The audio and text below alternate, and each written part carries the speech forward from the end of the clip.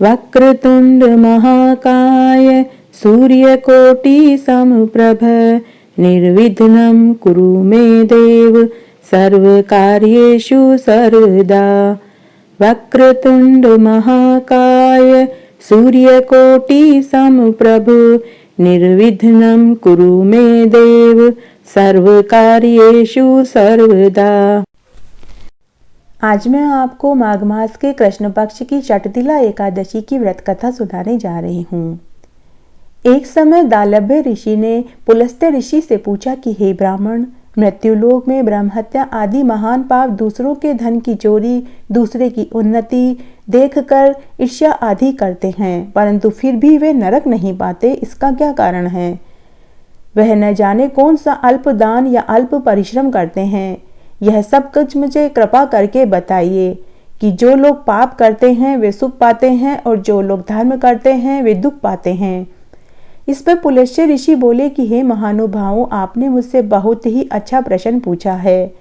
इसको ब्रह्मा विष्णु इंद्र भी नहीं जानते, परंतु मैं आपको यह गुप्त तत्व अवश्य बतलाऊंगा।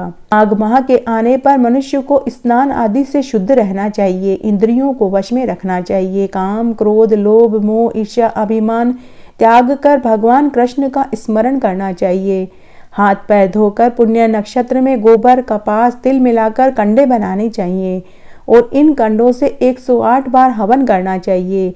यदि मूल नक्षत्र और द्वादशी हो तो नियम से रहना चाहिए। स्नान और नित्य क्रिया से शुद्ध होकर भगवान कृष्ण की पूजा और कीर्तन करना चाहिए। एकादशी के दिन व्रत रखना चाहिए, रात्रि जागरण करना चाहिए और हवन करना चाहिए। कुंती पुत्र युधिष्ठिर ने श्री कृष्ण भगवान से कहा कि हे भगवान, आप हमें माघ मास के कृष्ण पक्ष की शटतिला एकादशी का महात्म्य सुनाइए। श्री कृष्ण भगवान ने कहा कि हे युधिष्ठिर, माघ मास के कृष्ण पक्ष की एकादशी को शटतिला एकादशी इसलिए कहते हैं क्योंकि इस दिन 6 प्रकार से तिल का प्रयोग में लेना चाहिए। तिल डाले हुए पानी से स्नान करें, तिल का उपटन करें, तिल से हवन करें, तिल का तर्पण करें, तिल का भोजन करें, तिलों का दान करें। इसलिए 6 प्रकार से तिल का प्रयोग करने से इसे शटतिला एकादशी कहते हैं। इस दिन तिल के दान का बहुत महत्व होता है। दूसरे दिन धूप दीप नैवेद्य से भगवान कृष्ण की पूजा करके खिचड़ी का भोग लगाना चाहिए। इस दिन कृष्ण भगवान का पूजन करना चाहिए। पेठा नारियल सीताफल सुपारी सहित अर्घ्य देना चाहिए और स्तुति करनी चाहिए। और स्तुति करते समय बोलना चाहिए कि हे कृष्ण भगवान, आप अशरणों को शरण देने वाले हैं। आप संसार में डूबे हुओं का उद्धार करते हैं। हे पुंडरीकाक्ष, हे कमल नेत्रधारी, हे विष्णु भगवान, हे जगत गुरु, आप लक्ष्मी जी सहित मेरे इस तुच्छ अर्घ्य को स्वीकार कीजिए। इसके पश्चात ब्राह्मण को जल के भरा हुआ कुंभ दान करना चाहिए। ब्राह्मण को श्यामा गाय और तिल पात्र दान देना चाहिए। माघ मास में तिल का दान श्रेष्ठ बताया गया है। माघ मास में तिल का दान माघ स्नान और व्रत से भी श्रेष्ठ बताया गया है। अतः मनुष्य को तिल का दान अवश्य करना चाहिए। इस प्रकार जो मनुष्य जितने तिल का दान करता है वह उतने ही वर्ष तक स्वर्ग में निवास करता है। माघ मास में तिल स्नान, तिल का उपटन, तिल का हवन, तिलोदक, तिल का भोजन और तिल का दान यह बहुत ही श्रेष्ठ बताया गया है।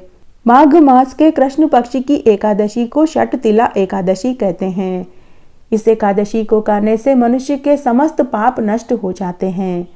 नारद ऋषि बोले कि हे भगवान, मैं आपको नमस्कार करता हूँ। इस शटतिला एकादशी का क्या पुण्य है और क्या कथा है वह भी मुझे बताइए। श्री कृष्ण भगवान बोले कि हे देव ऋषि, मैं आंखों देखी सत्य घटना कहता हूँ।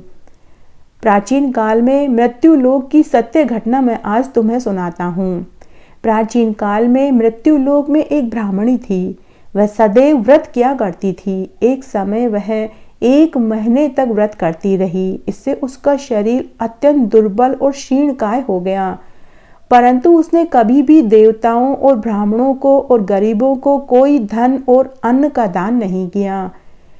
इस प्रकार मैंने सोचा कि इस ब्राह्मणी ने व्रत आदि तो बहुत करे हैं, इससे इसने अपना शरीर शुद्ध कर लिया है और इसको वैष्णव लोक भी मिल जाएगा, परंतु इसने कभी भी अन्न का दान नहीं किया, इसलिए इसको तृप्ति नहीं मिलेगी। ऐसा सोचकर मैं मृत्यु लोक में गया और ब्राह्मणी से मैंने अन्न का दान मांगा। मैं उसकी झोपड़ी के पास गया और बोला कि हे माते भिक्षाम देई। वह बुढ़िया बाहर आई और वह बोली कि आप यहाँ किस लिए आए हैं। मैंने उस बुढ़िया से कहा कि हे माई मुझे भिक्षा चाहिए। उसने मुझे एक मिट्टी का पिंड उठाकर दे दिया। मैं उस मिट्टी के पिंड को लेकर वापस अपने लोक में आ गया। कुछ समय बीतने के बाद उस ब्राह्मणी की मृत्यु हो गई और उसे स्वर्ग का वास मिला। मृत्यु लोक में उसने मुझे मिट्टी का पिंड दान में दिया, इसलिए उसे एक आत्मग्रह मिला, लेकिन उसका वह घर सभी वस्तुओं से शून्य था। वह दुखी हो गई और वह मेरे पास आई और बोली कि हे भगवान, मैंने अनेक व्रत किए और आपकी पूजा करी, परंतु फिर भी मेरा घर खाने पीने की वस्तुओं से शून्य है। ऐसा मेरे साथ क्यों हो रहा है? तब मैंने उस बुढ़िया से कहा कि हे देवी, तुमने अपने जीवन काल में खूब व्रत उपवास करे, परंतु तुमने कभी अन्न दान नहीं किया, इसलिए तुम्हें यह सब देखना पड़ रहा है। अब मैं तुम्हें एक उपाय बताता हूँ। तुम वापस अपने घर में जाओ, देव स्त्रियां तुम्हें देखने के लिए आएगी। जब देव कन्याएं तुम्हें देखने के लिए तुम्हारे द्वार पर आएगी तो तुम द्वार मत खोलना और तुम उनसे षटतिला एकादशी का महात्म्य सुनाने के लिए कहना। जब वह तुम्हें षटतिला एकादशी का महात्म्य सुनाए उसके बाद ही तुम द्वार खोलना। तुम ऐसा करोगी तभी तुम्हारा घर अन्न धन के भंडार से भर जाएगा। भगवान कृष्ण के ऐसे वचन सुनकर वह अपने घर को वापस आई और दरवाजा बंद करके बैठ गई। तभी वहां देव कन्याएं आई और उन्होंने बुढ़िया माई से द्वार खोलने के लिए कहा। तब बुढ़िया माई ने कहा कि यदि आप मुझे देखना चाहती हैं तो पहले मुझे षटतिला एकादशी का महात्म्य सुनाइए।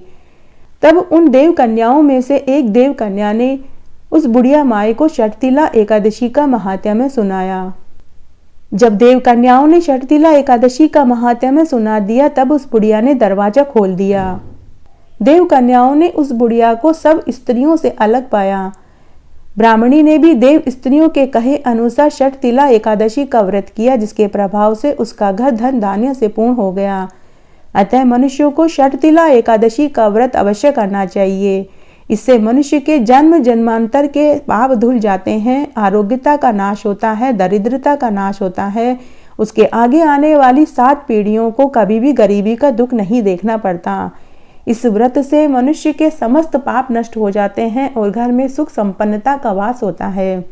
कथा का सार है कि इस व्रत में जहाँ हमें शारीरिक शुद्धि और आयोग्यता प्राप्त होती है, वहीं अन्न तिल दान करने से धन धान्य में वृद्धि होती है।